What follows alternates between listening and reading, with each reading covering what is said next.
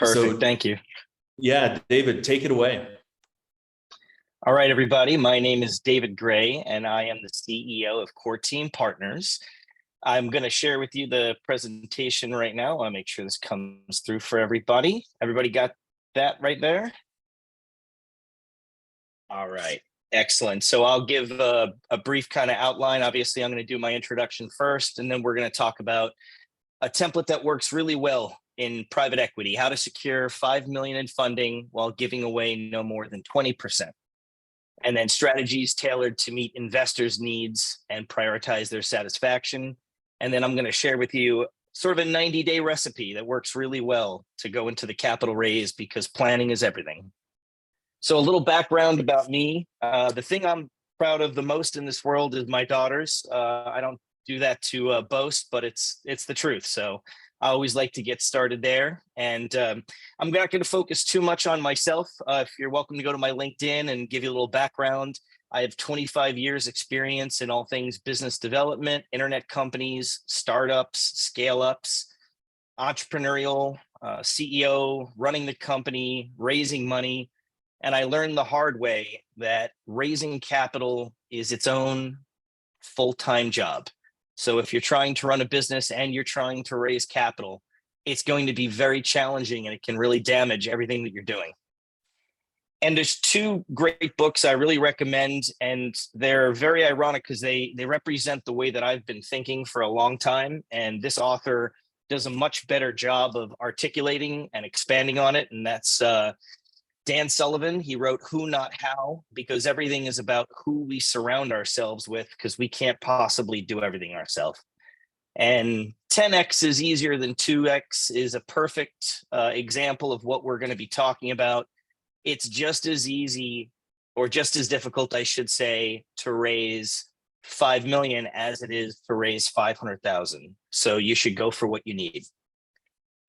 So the formula for how to secure 5 million in funding while giving away no more than 20% is based on some things that work best for everyone that's involved in the relationship. So much like your consumer side, when it comes to investors, you need to meet or exceed their expectations. And they're going to expect that your capital needs are somewhere between 5 million and greater. And they know that if you're not asking for that, then you don't know what to expect. And that's actually going to be a red flag. So it's better that you ask for more, not less. In the process, we like to talk about how to craft an irresistible proposal. And that really means giving them every reason to say yes, almost to feel like it is crazy not to get involved with your organization and tag on to the excitement of what you're doing. And we do that by stacking up multiple things that continue to drive into them that you are 10 reasons to be better than the competition. You're charging the right price points. You have a long future. You have the right team. We'll talk a little bit about those concepts later on. And then confidence in valuation. You know, it's life is not Shark Tank, and you can determine the value of what your company can and ultimately will be. And we'll talk a little more about that as it goes on. Hope you like that little graphic, by the way. And, you know, in the process, I can't stress how much persistent pitching is important. You know, refining your niche and knowing how to talk about it, understanding what is the value of everything that you're doing, including the data, including the processes and possible IP patent. Gathering LOIs is the most cost-effective way pre-funding to reach out to your vendors, your affiliates, your legal counsel, and start to prepare and demonstrate that you have real relationships as part of your executive summary to include, and it'll actually change everything about how people perceive how far down the road you are, in addition to your pitch deck and, you know, the standard tools. And a C-suite transition plan is something that every business and startup should have, because even like myself, I can do a great job of starting a company up. But there comes a certain point that a A C-level management team needs to come in to take it to what could ultimately be its exit strategy, its 10x or 100x strategy. And it's really important not to let your own pride or your own goals exceed the needs of what's best for you and everyone involved. And there's a time to bring in a team and to think about that ahead of time. And we'll talk about that as well. And then tailoring strategies to meet the investor needs and prioritizing satisfaction. So I'll bet everyone here knows really well how to talk about their product and position their product for the customer and really hone in on good customer service as part of your sales.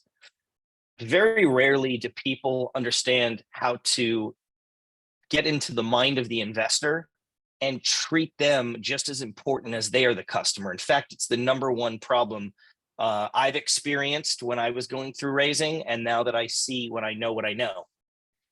So just to talk about the obvious landscape, you'll have your institutional investors, your banks, you'll have your venture capitalists, who VC today acts like a bank.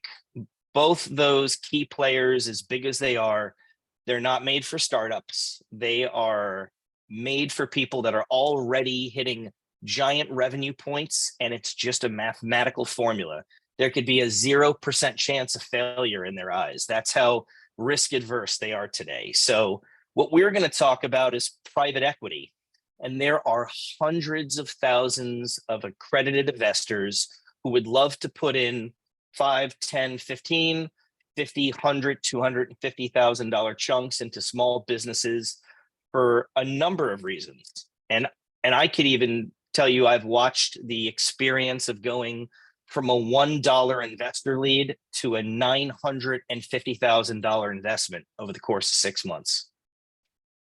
And the important thing to understand is what motivates the private equity investor. As excited as you may be about your business, the time you've put in, the money you've put in, the team you've built, the progress you've made, or even the revenue that you have, an investor really cares about what's important to them. And that's where a lot of the disconnect comes in. And it's why raising capital becomes so hard, because generally your conversation with them doesn't translate into, what's in it for me. And so what they want to see more than anything is, obviously they want to know what their return on investment is going to be. A lot like to know, what kind of money am I going to have to play with after the fact now that I'm doing this? You wouldn't believe how big of an excitement factor drives private equity, because unlike VC and institutions, it's more of an I believe in you decision rather than a risk adverse decision.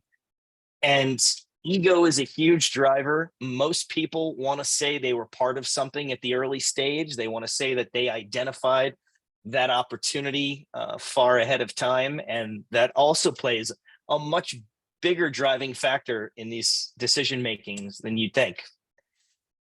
So now, setting up whatever you're doing for the investor to be so excited about it that saying no is almost impossible for them, there's a few basic things I wanted to share with you that everyone's capable of offering an investor, especially when you have 5 million available to you. So predefining a quarterly equity distribution, a revenue share plus equity bonus incentive, having an exit strategy, and even scaling bonuses. So if you're going to build a company that's almost nothing today, and maybe down the line this sells for $500 million or even more, or whatever number is, 100 multiple of what it is today, why not let an investor know that today you're already so appreciative for them being willing to be involved that you're going to multiply their benefit if everybody cashes out? And not enough people do that. And are you going to allow them to earn a little money each quarter on your income just to show that, hey, we're constantly thinking about mitigating your risk and we care about you? And if you continue to refer your friends, what do we do for you? And what kind of concierge do I get for you holding my money? How easy is it going to be for me to communicate or find out what's going on? And so concierge investor relations is a very simple form of showing people that you care where they're coming from. Setting up a 24/7 answering service that's private label to your investor relations is literally like investor therapy. They don't even need to talk to anybody. They just need to know that if they call, they're going to get someone to answer the phone. And providing a dedicated investor relations contact, someone who's not the owner of the business, someone who's not running the show and easily distracted by people that are constantly trying to get their attention. There should be a gatekeeper for that. Providing an investor portal so they can constantly access or show off what they're getting involved in is a huge factor. Providing them proactively weekly email updates is a simple way to actually get them to continue to reinvest without you even making another request to them. And then doing monthly Zoom presentations would be another format. Each one of these things is a good way to go.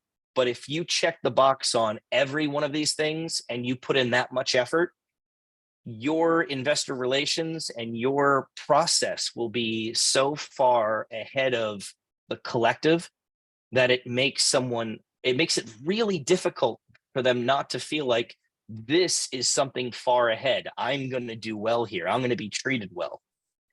And so in order to do that, there's a formula that is a version of anything anyone's going to get into to raise money. Is going to look something like this, but this is how I chose to break it down for you. So starting down at the bottom at number one, we'll be in the pre-launch phase. And especially if this is new to you, you'll be inexperienced at this, but our goal is to drive you into a level of confidence and knowledge. So we're going to review everything that is important to you, because at the end of the day, if you can't feel like you're getting the most out of this business, you're not going to be the best version, and that's going to come off to the investor. And every decision you make and every way you handle it, at least in investor relations, always needs to be with the investor in mind, as difficult as that is. And the conversations that you have with investors and investor prospects are different than the way you talk to your team. Your team, you could talk about problems. To your investors, you talk about solutions. At the next stage, number two, we would inform you of best practices. So it's a reverse. You've given us some data, we give you some data. And now between the two of us, we can now strategize with all the pieces of the puzzle there. Developing prerequisites and packaging due diligence, the next two steps, are really standard practices.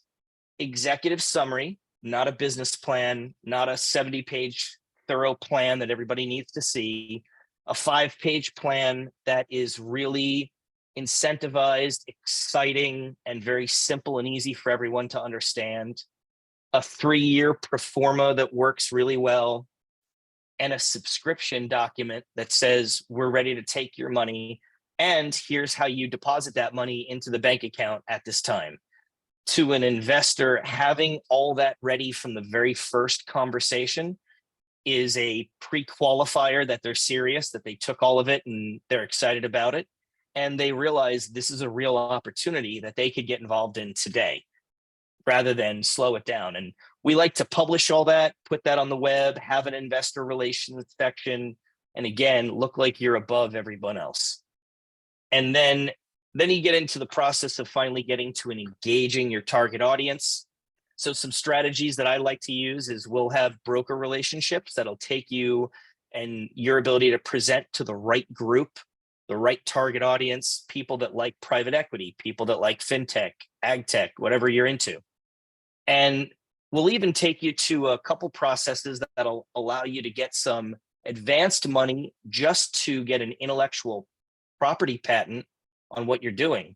And by using that, you can actually loan against that to have your startup capital, now getting other investors really excited to join that process. This becomes a very compelling pitch. It's very hard to say no to that. And when you go through that process, you're going to find that securing investors becomes very easy.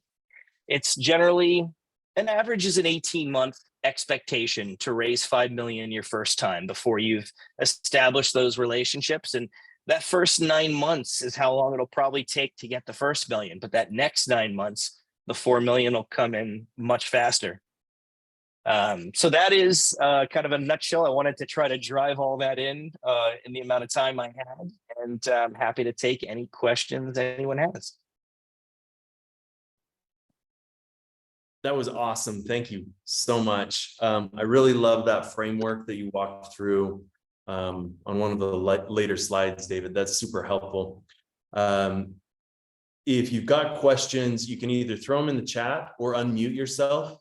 I'll throw out the first question and then just let everyone else just kind of pummel David nicely with questions. But David, what is the biggest mistake that you see people making when they start raising funds or going through the process that you laid out? Yeah, it's the overall preparation. Not being fully prepared sets off red flags to anyone who has experience in investing. They're going to compare it to other people that came before you, and they're going to be able to, in the back of their mind, oh, they fell short on this compared to what I've seen this person do. They fell short on this on what I've seen other people do. The biggest one is not letting them know, when can I expect to see some kind of return? If you're making money in the first, second, third, fourth, whatever quarter, well, what's my portion of that? They tend to really leave the investors benefit the most out of every investor relation conversation that I've ever seen. That makes a lot of sense. Anshuman, do you want to unmute yourself and give a little bit of background on your question? I see in the chat. Yeah, so I'm just kind of curious as to what the investor portal would look like in terms of why is it adding value to the investor, and so why do they like that? Yeah, absolutely. That's a very good question. So the investor portal is a very simple way to demonstrate all of the documentation that is easily accessible. It's a great place to just be putting in weekly updates, invite the sharing of referrals, because referrals are a huge part of investor relations. When somebody gets involved in something, especially in private equity, they really like to show off they were there first. So there's a couple, and we can talk more another time, but there's a couple of pre-formatted templates. We can customize it and keep it simple, just as long as you demonstrate that you're so committed to the raise that you have investor.yourdomain.com. It's great if they can register, because it shows that you're collecting data. Somebody who's not an investor today might be an investor any week forward. You might catch them at a really good moment. And so you want as much data as possible. You want them to have a place they can go to keep getting updates and getting excited. It's got the benefit of being searchable. So that's going to get indexed. That's going to reverse help you as well. So kind of all those pieces align to, wow, these people really have it together. Okay, yeah, thank you. That makes sense. Yeah, you're welcome. I'm just looking through the chat here, David. I've got some request for your LinkedIn profile. Karin, Grabbing that right now. Thank you. Throw that. Oh, there you go. Alan beat you to it. Oh, thank you. Thank you, Alan. Looks like Harley has a question about your services and how you work, I think, with your company. And then PJ provided an example of an investor portal. Anybody else have other questions? I would say, David, if you can connect with Harley on and give some background maybe later on your services, but any other questions for David on his presentation today? I do, if I could just kind of jump in really quick, David. And so this is kind of piggybacking off of Taylor's question, but I'd like to go a little bit. If we take the time frame a little bit earlier, in the very early stages of a startup, what are the mistakes that you are seeing people create, like structurally, that kind of prevents them from reaching the point of being able to have private equity investors? There's a lot of those. That could take a while. So, but to keep it simple, being prepared that if you're, as long as you're asking for the right amount of money on round one, which is why it should be 5 million or more, right there is one important structural thought process, and not giving away more than 20%. Because if you do this right and utilize that 5 million properly, you can prepare for a second round that brings in a corporate team. You can attract an amazing CEO who's going to bring in 25, 50 million of his own. And now you have plenty of company available to do that without diluting yourself down. And it's okay to set that value. So I think that would be the primary thought process there. The other is to not be afraid for the first million, to be very generous with the first group of people that are coming in and really taking a chance on you. Do set up a revenue share bonus structure and make it so exciting for them that those first few months of you getting lifted off are real easy. Okay, awesome. That's very enlightening. Thank you. I appreciate it. Excellent. You're very welcome.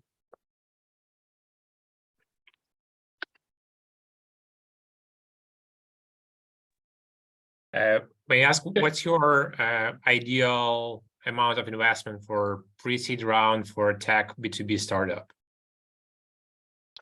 So I use a template that we call it venture velocity, which is just a fast way of saying this is the pre-planning phase. But all you really need is to take a company where you structure a very simple raise of $5 million for 20%, no more, no less. And you have the flexibility during that time. Let's say you get $1 million, $2 million in that process, and you're feeling really good about what you're doing, and maybe you have some breakthroughs. You don't have to keep going. You can close that round out, and you can now reevaluate and get a lot more for a lot less because you've established yourself and you're in a position of negotiating. Does that helpful for you? Excellent.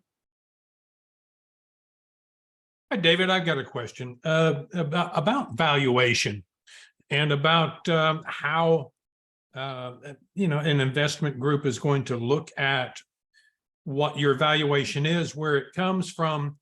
I mean, in my case, having Samsung come to me and ask me about using our technology in all their smartphones, of course, then projects that, that 325 million distribution per year. So if we're looking to be able to scale to go that way, except instead of using an LOI, how can somebody then say, okay, you've got a valuation of 10 million at this time because of the LOI from that group, but if you didn't have it, then it just completely drops down to $1 million. Where does the investor then say, well, this looks good, or no, this looks too good, there's something wrong with it? That's a very good question, Ellen. And I'm going to give you a non-investment example before I answer that question. And it was actually a funny meme that somebody had shared with me just last week, and it's 100% true. And it has a picture of a bar of iron, and it says this bar of iron costs $5. If you make it into horseshoes, it's worth $12. If you make it into needles, it's worth $3,500. But if you make it into balance springs for watches, it's worth $300,000. And the lesson being, your value is determined by what you are able to make of yourself. And so while the valuation process often gets, confused with the formula of my revenue or my data or my IP or my patent, the truth is what you believe that is ultimately going to be worth the long run, that you can demonstrate in a reasonable pro forma, becomes the investor's perception of what your value is.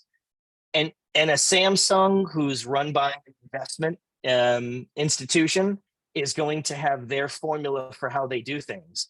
But that's why it's so important that in the beginning, you let private equity help lift you up, because they're more willing to take a chance on you and agree with your own self-valuation. Okay. Thanks. You're welcome. Which can be uncomfortable, I know.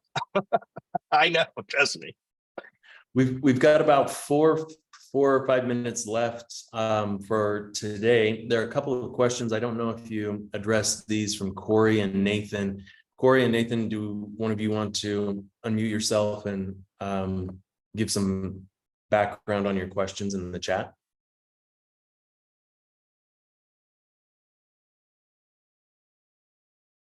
Yeah, I just wanted to know on real estate investments, if you raising money through that, kind of the requirements, government requirements and things like that.